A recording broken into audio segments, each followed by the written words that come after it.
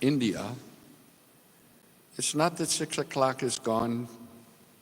Still it's 6 o'clock somewhere, is it not? In the same way, when the Acharya leaves, his activities or his pastimes, they continue. Just as we saw Srila Prabhupada spreading the Krishna consciousness movement, convincing people to chant Hare Krishna. Right? And we just saw the conclusion. If we want to elevate ourselves or we want to elevate other people, what does Prabhupada say?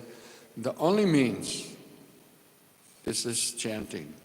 Hare Krishna, Krishna Krishna, Hare Hare. Hare Ram, Ram.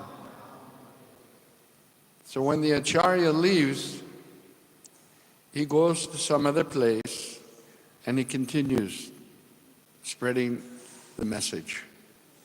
Right? What was Srila Prabhupada's main message? Chant Hare Krishna, be happy. The people in this material world, they're not happy.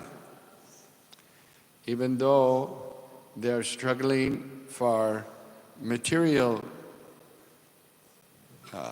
advancement, we see actually what is that advancement?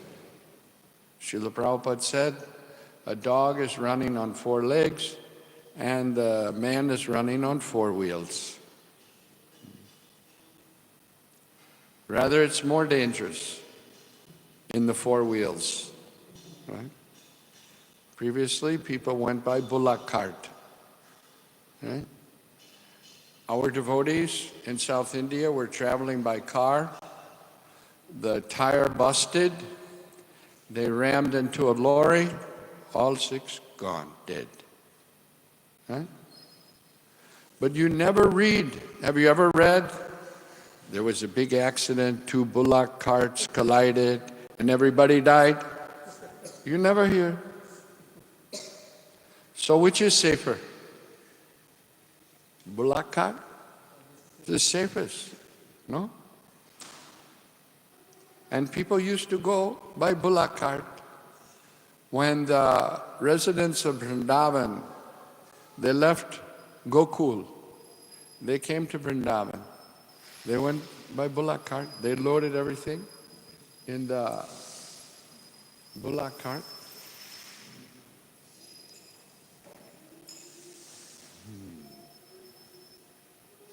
Jai Jagannath.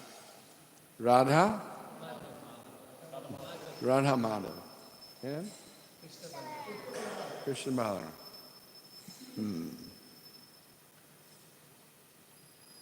So, they went by bullock. They loaded everything. They went by bullock cart.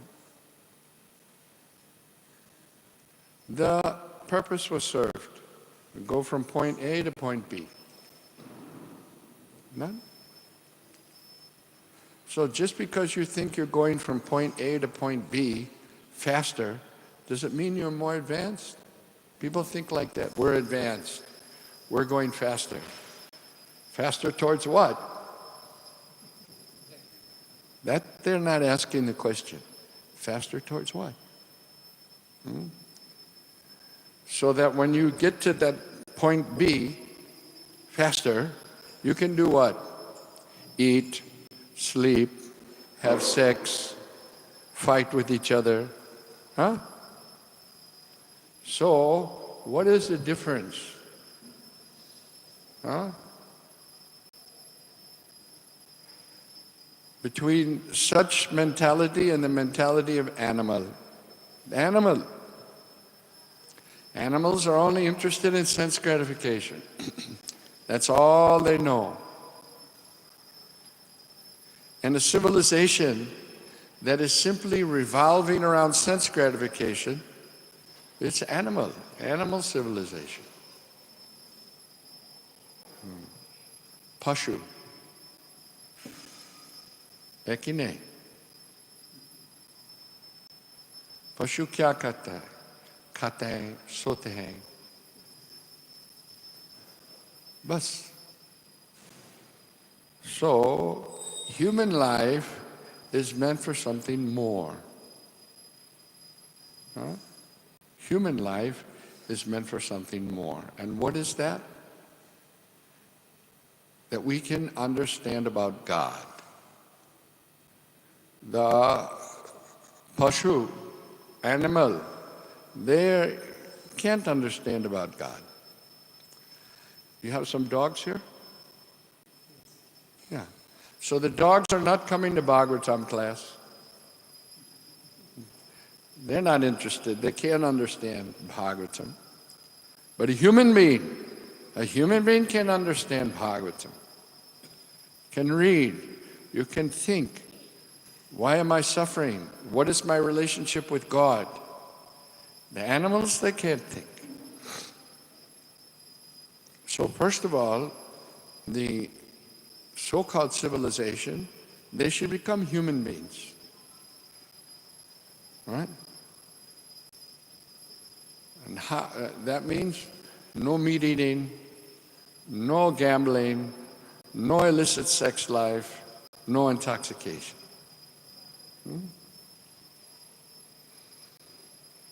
Then the human being, and once you're a human being, then you can understand what is the science of God.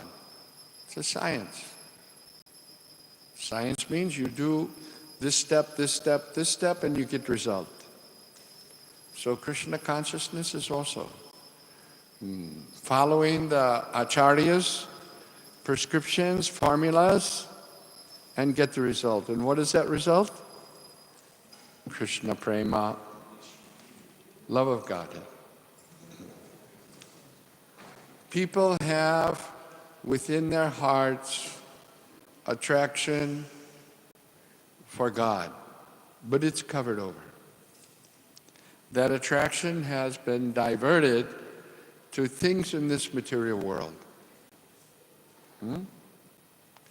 Rather than hearing about God, people are more interested to know what is the cricket scores.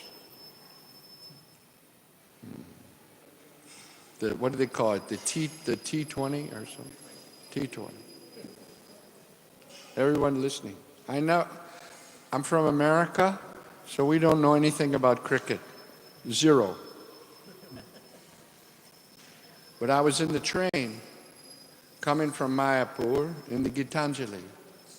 And the whole train, everyone had a radio. They were all listening to the radio.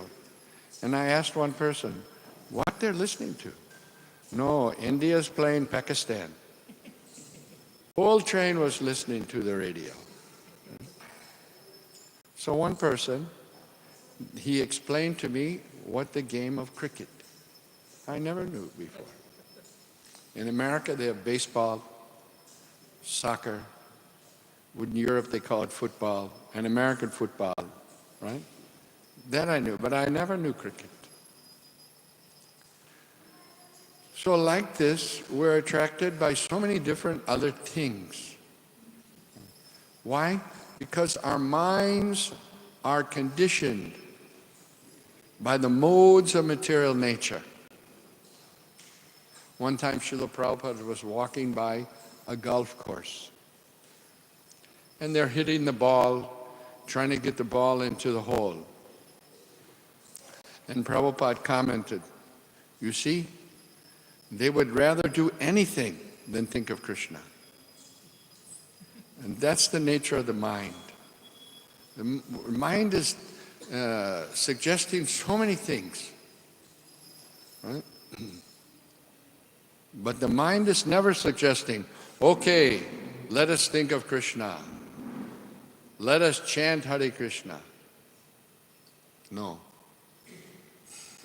Because the mind is contaminated by the modes of material nature. Therefore, as Prabhupada said in the lecture, we have to elevate ourselves. Elevate ourselves and purify the mind. And the mind becomes purified by the chanting of the holy name of the Lord. Hare Krishna, Hare Krishna.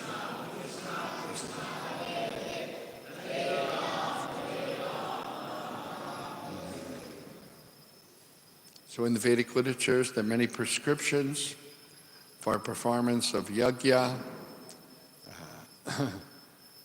and that performance of yajna is to attract piety, pious activities. When there's pious activities, then there's sufficient rainfall.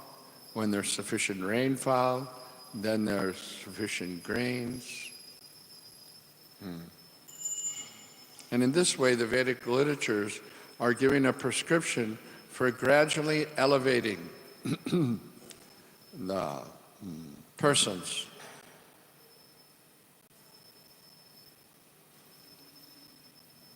However, this idea that performing pious activities, it has one drawback. You may perform pious activities, but by that performance of pious activities, one will not give up the desire for fruitive results, for getting something. Just like in the material world, people are working for some company, or maybe they have a government job, right? Used to be people wanted to get the government job because it was very secure. But why are they working? Because they're getting a paycheck. No paycheck, no work, right? And sometimes, even though they get the paycheck, they're still not doing any work. Material world. The spiritual world is something different.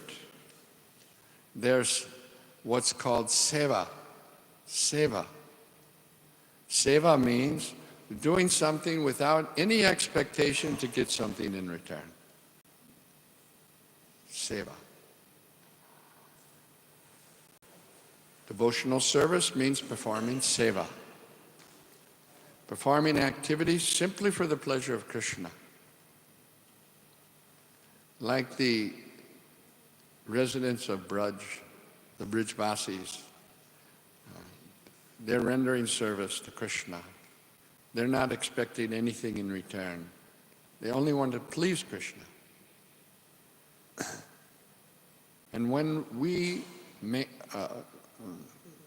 arrange our lives in such a way that we're only trying to serve Krishna and please Krishna, then we can become happy. But in the beginning, that's due to our conditioning, we're not in that consciousness. But gradually, by chanting Hare Krishna, we can obtain that consciousness. We're not in that consciousness because we have many sinful desires within the heart. It's called the Papa Beach. Right? For some of those sins we've performed, we're suffering. For some of the sins we've performed, we'll suffer in the future. But the sinful seeds are lying within the heart.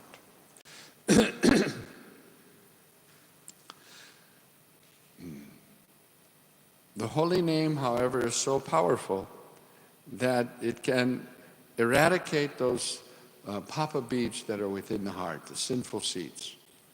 Whereas performing pious activities or performing atonement for sinful acts cannot eradicate that desire to perform sinful acts that's there within the heart. It's only possible by the chanting of Hare Krishna, Krishna Krishna, Hare Hare.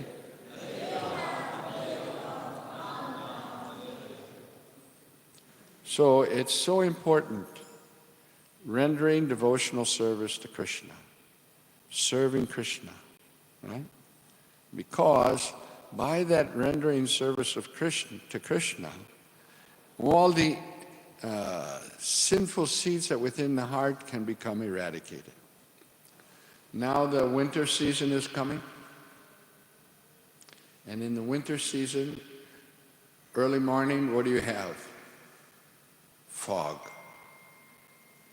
Really thick fog. I remember one time I was driving from Delhi to Vrindavan. We thought we'd go early morning. It was in January. You couldn't see a thing. Completely thick fog. And on the way, we saw so many trucks that were accident. Very dangerous. But as soon as the sun comes up, the fog is dissipated. It disappears. Okay? So Shastra says, in the same way, by devotional service, by chanting the holy name, unalloyed devotional service, offenseless chanting the holy name, those sin seeds, they disappear, just like the fog disappears from the bhaskaraha. Nirharam eva bhaskaraha. Nirharam means the fog. Eva bhaskaraha. Just like the sun rays dissipates the fog, it goes away. We're suffering in this material world to the sinful activities in our last life. We're preparing our suffering in the next life because of the sinful activities we're performing in this life.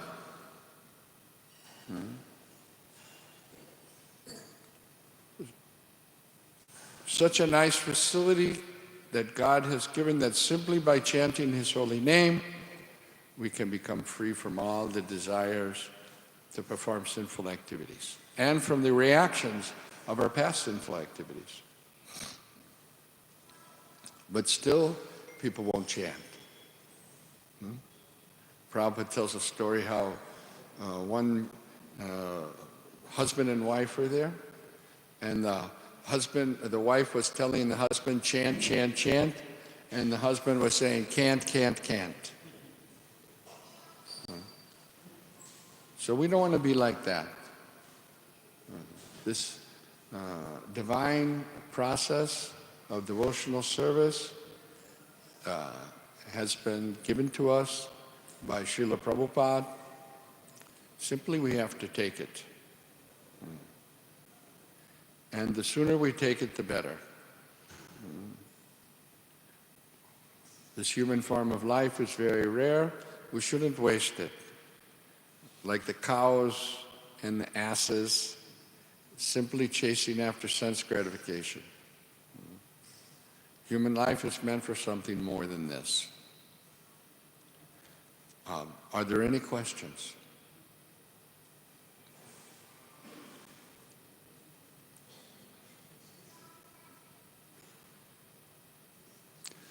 One other point, and that is because Srila Prabhupada disappeared on this day, we shouldn't think that he's gone.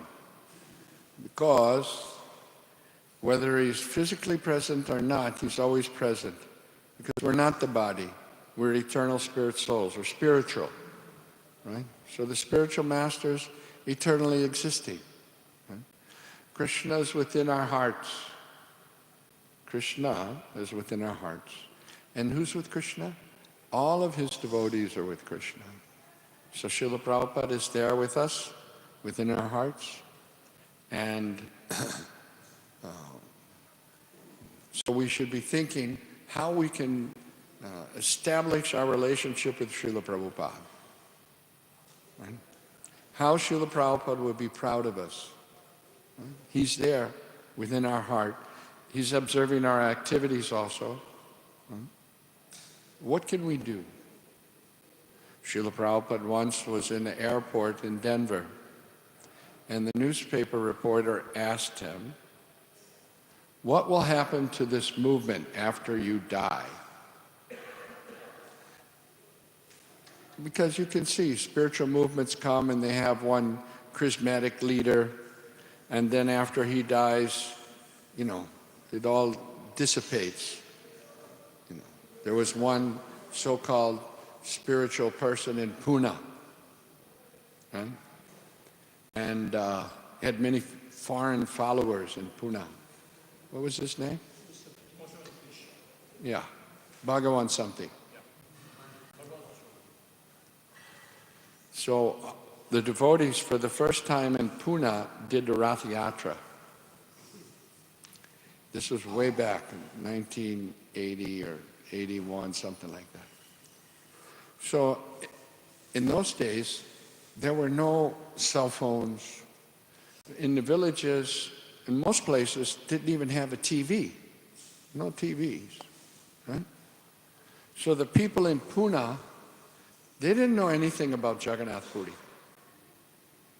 And the people in Jagannath Puri probably didn't know anything about Pandharpur. Right? So when we had a news conference, and the devotee was explaining about Lord Jagannath is from Puri, and they have this cart festival every year. He was explaining. Bhagavan, Jagannath is Bhagavan. Like that. And just at that time also, it had come in the newspaper that this Bhagavan Rajneesh had one slip disc, and he was in the hospital. Slip disc. So, as this devotee was explaining about Lord Jagannath, he's Bhagavan, he said, and this Bhagavan never has a slip disc. So that came in the paper also.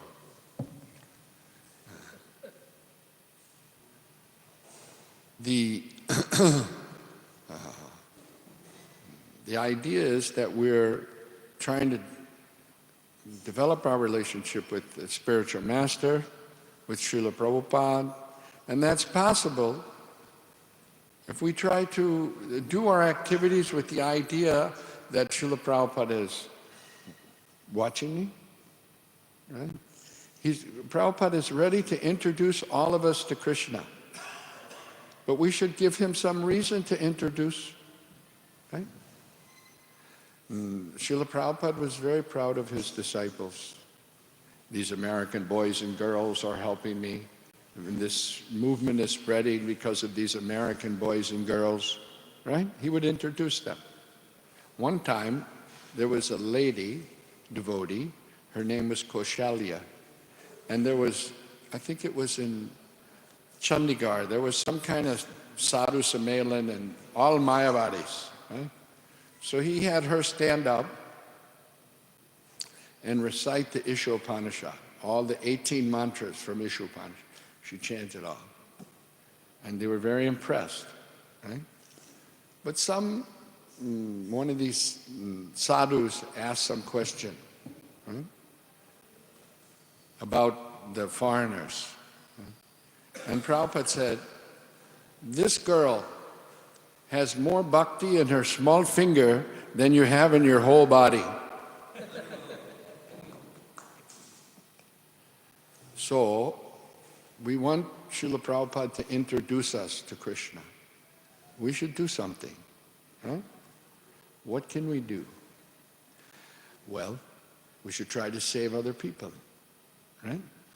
If we go out of our way to try to help other people come to Krishna consciousness, then Srila Prabhupada will notice our activities, and he'll be very enthusiastic to introduce us to Lord Krishna. And if that happens, then Radharani will also take notice. And when Radharani takes notice, then Krishna can only do one thing, is give mercy. Right? So we're living here in Sri Vrindavan Dham, very fortunate to be here and be able to have the seva of Radha Madhava, Krishna Balaram, Jagannath Baladev Subhadra. Just by these activities, one will remember Krishna, and by remembering Krishna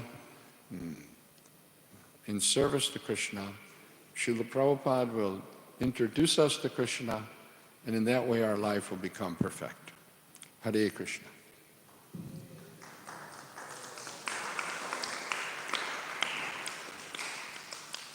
Are there any questions? Krishna, I have a question. So, suppose if a devotee is there and every day he chants, he reads Sharma books, and he is very very good in his spiritual side. But this is his spiritual side. But materially, if he has the ambition of being very high, being very strong materially, of having wealth, but he knows that one time will come when we have to leave everything for Krishna. But still he has a desire of being very high in the material side. So is it wonderful or not? If it is doing good or not?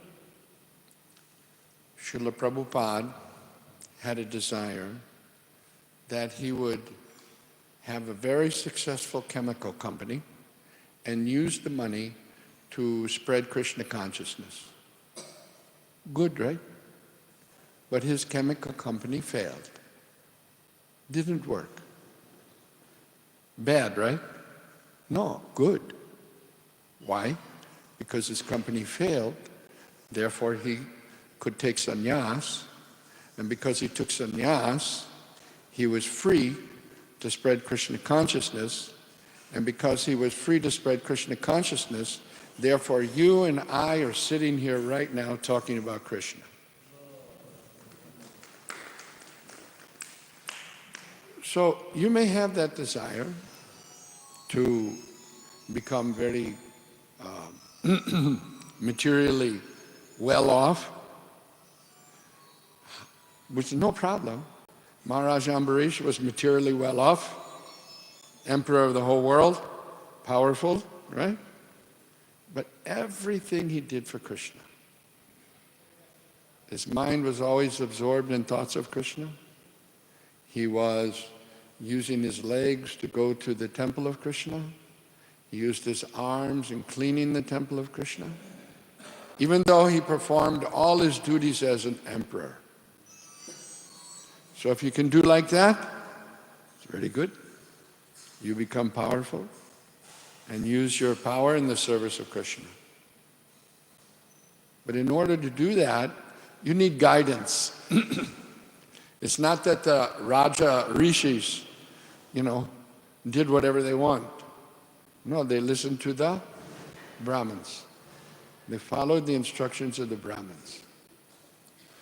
Brahmin means fully devoted to Brahman or Krishna.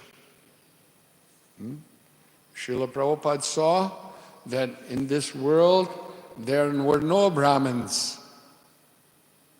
Vaishnava means Brahmin. You are Vaishnava means you have Brahminical qualities. So Prabhupada approached some big men. You give me your son, I'll make them Brahmin. And the big men said, no, Swamiji, Brahmin banane ka kya fayda hai, hamara beta ko engineer banayenge. So, Srila Prabhupada went to America to make some Brahmins. Brahmin means devotee of Krishna. Because the devotee of Krishna can actually bring about peace in the world without having a head of society. How the body will run, the social body, needs a head. So the hope is, in this school, to create some heads of society. Persons who have Brahminical qualities. Socham, all the different qualities of a Brahmin. But over and above that, because you may have all the Brahminical qualities, but if you're not a devotee of Krishna, kuch fayda nahi hai. Shrama evi kevalam. So we want both, to develop the Brahminical qualities and develop our attraction for Krishna. In that way we can benefit so many people in the world. That's the idea behind the school, I hope. Any other questions? Sharing that first time, Kausalya, your bhakti, speaking it is not equal to your whole body bhakti. I heard that earlier, another person, maybe I'm wrong, that sometimes Prabhupada says that some complaint, the foreigner, the English disciples, their pronunciation is incomplete and not perfect. Prabhupada says, but their pronunciation is perfect like that. Something like in that same past tense or different past tense? I'm not sure about that, but many times Prabhupada said,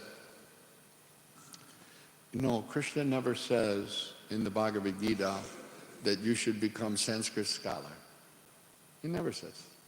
What he says, Arjuna can understand. Why? Because he's my devotee. So the real thing is bhakti. One should have some bhakti.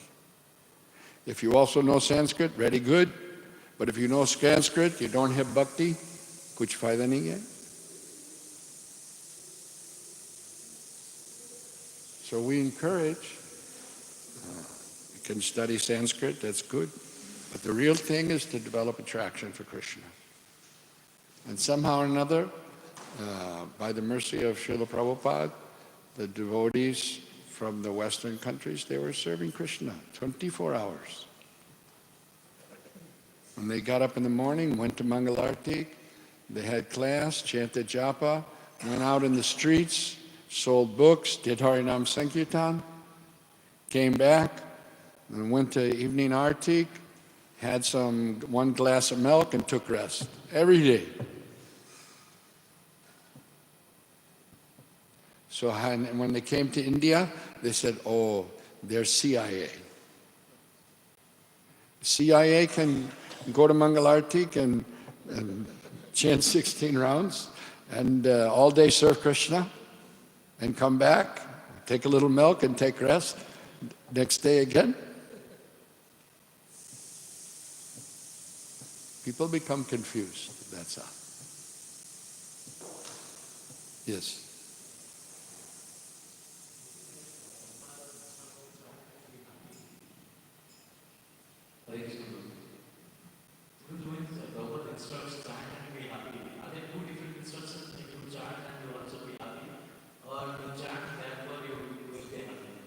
If you don't chant, how will you be happy?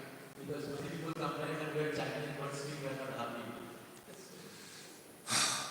That's because they're chanting with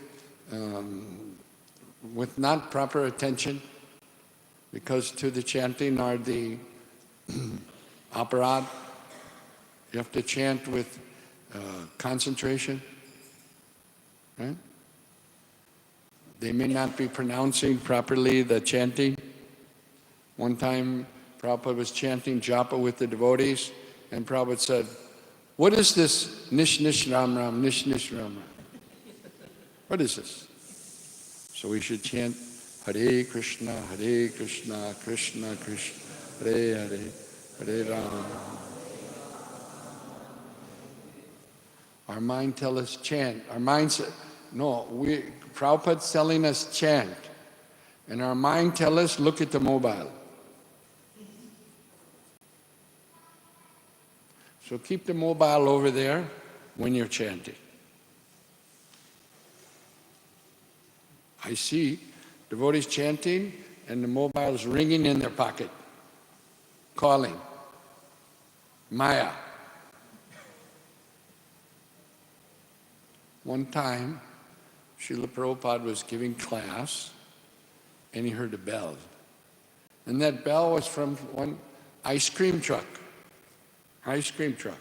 Right in America, they go and they ring the bell and the kids come and buy ice cream. So Prabhupada was chanting, he heard the bell, he said, what is that bell?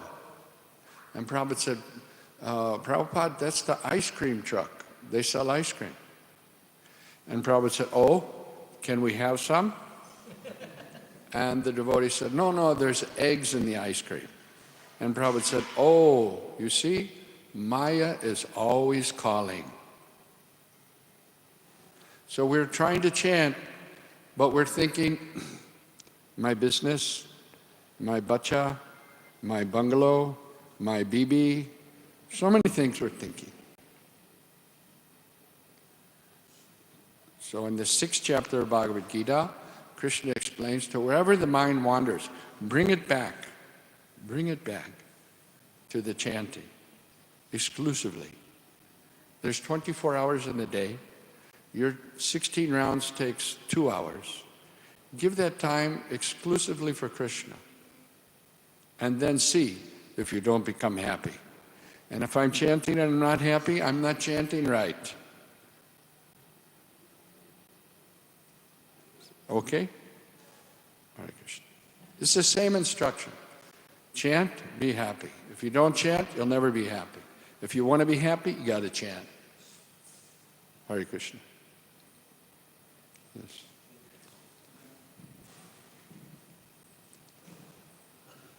Thank you very much for your class, as always. Only I have a person in Delhi who is willing to sponsor for us this marathon with us 3 lakhs. But I need some help from you. Is it possible that after the class I can have maybe 5 minutes to guide me? Why not? Thank you very much. Yes.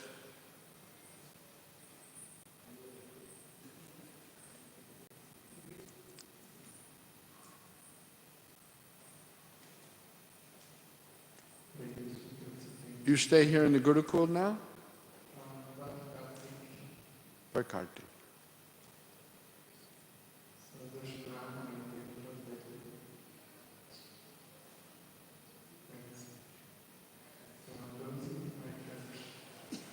This exercise why I'm saying to know about Prabhupada's spirit and Prabhupada teaching and how this movement will be practical in future.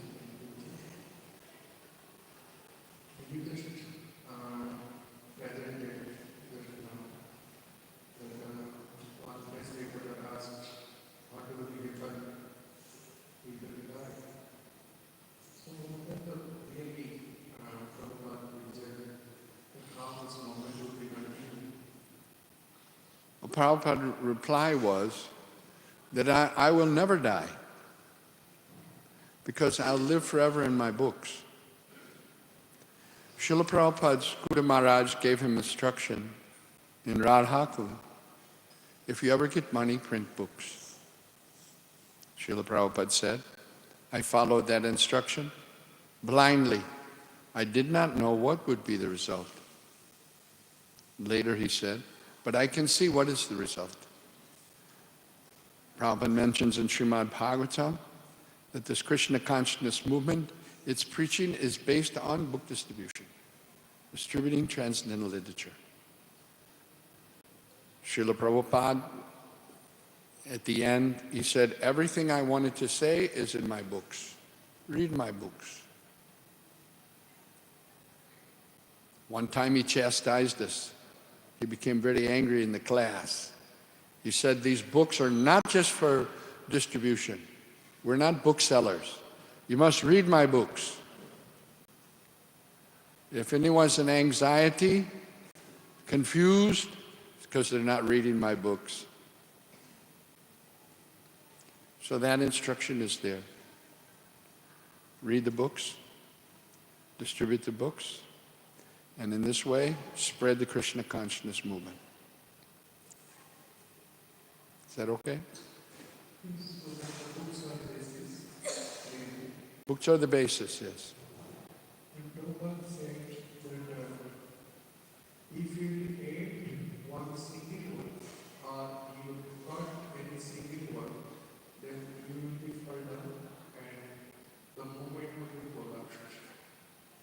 But, so how leaders should we take this instruction that how this movement will be continued and Srila Prabhupada's teaching? Well, I think we see the